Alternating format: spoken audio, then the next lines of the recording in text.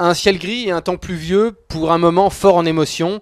Voilà le cadre de la cérémonie organisée ce matin à Saint-Symphorien-le-Château en hommage au général George Smith Patton, commandant la 3e armée américaine qui libéra notamment l'Eure-et-Loir à l'été 1944. Lorsqu'il donna l'ordre de libérer Chartres, le général Patton avait installé son quartier général à Saint-Symphorien-le-Château, sur les conseils du colonel Guy de Lavasselée, chef de la mission militaire française de liaison tactique auprès de la 3e armée, lui-même installé à Éclimont depuis 1930. Guy de Lavasselée deviendra ensuite maire de Saint-Symphorien-le-Château en 1948, puis sénateur d'Eure-et-Loir en 1959. Autant dire qu'il existe un lien fort entre la petite commune d'Eure-et-Loir et le général américain.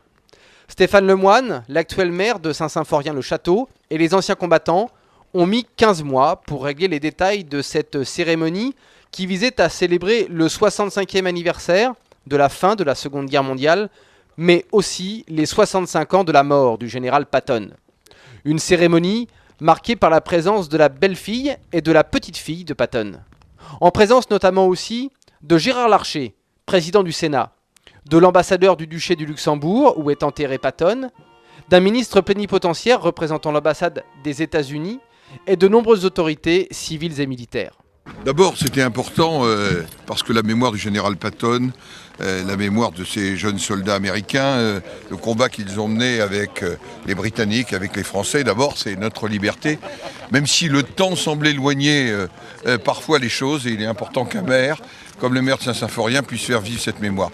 Puis je n'oublie pas que celui qui a été l'initiateur de cette mémoire est un sénateur, maire dans cette commune. Et puis que c'est Alain Poher. Qui a, j'allais dire en quelque sorte, dévoilé ce monument la première fois. Et Alain Poher est le président du Sénat qui m'a d'ailleurs accueilli quand j'étais le quasi-benjamin de cette assemblée. C'était en 1986, un homme qui s'était engagé, un homme qui portait des valeurs et un homme qui tenait la mémoire. Il était de cette génération qui s'était engagée dans le non à l'inacceptable.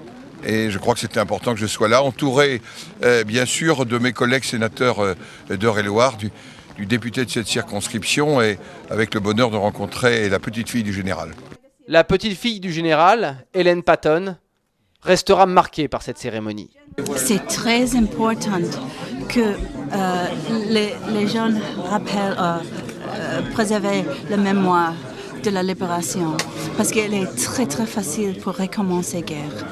Le devoir de mémoire, Jean Guinte l'entretient à bientôt 84 ans. Français par sa mère, une Normande, et américain par son père, il était le plus jeune soldat de la 3e armée quand à 17 ans, il a falsifié son acte de naissance pour s'engager et servir dans le 6e régiment de reconnaissance de la 4e division blindée de la 3e armée. Après 24 ans et 8 mois de service dans l'armée américaine, il est revenu en France, à Sens, dans l'Yonne. Le général, il s'en souvient. C'est un homme charmant. Dur. Il était toujours en première ligne, souvent. Là, il peur de rien, lui. C'est vrai. Toujours avec ses soldats. Pour moi, c'était un des meilleurs généraux qu'il y avait en Europe. Il était impressionnant, il était grand comme garçon. Hein. Il faisait 1m90 et il faisait une drôle d'impression. Mais on a discuté 2-3 minutes avec mon colonel de mon régiment et lui. Il a parlé en français, d'ailleurs, avec moi. Il parlait couramment le français.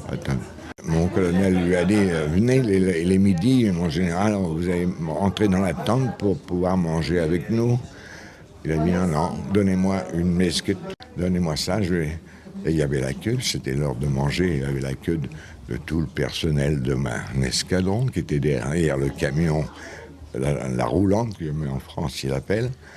Il a dit non, non, je prends la ligne là.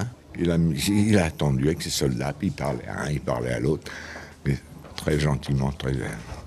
Il n'a pas voulu aller manger avec les officiers, il a mangé avec les troupes. Il était comme ça.